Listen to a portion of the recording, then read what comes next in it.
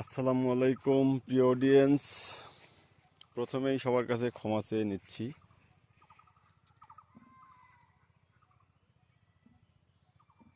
কারণটা হচ্ছে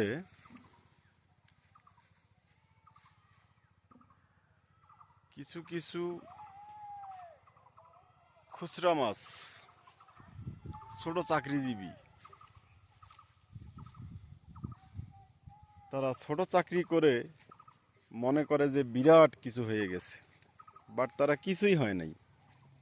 দিন শেষে কামলা।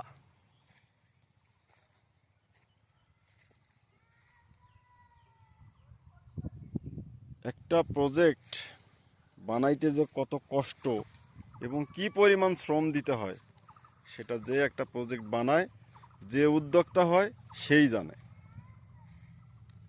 উদ্যোক্তা হওয়া এত সহজ নয়। পরের দেখে চলে লাভ নাই। 1.5 টাকা চাকরি করে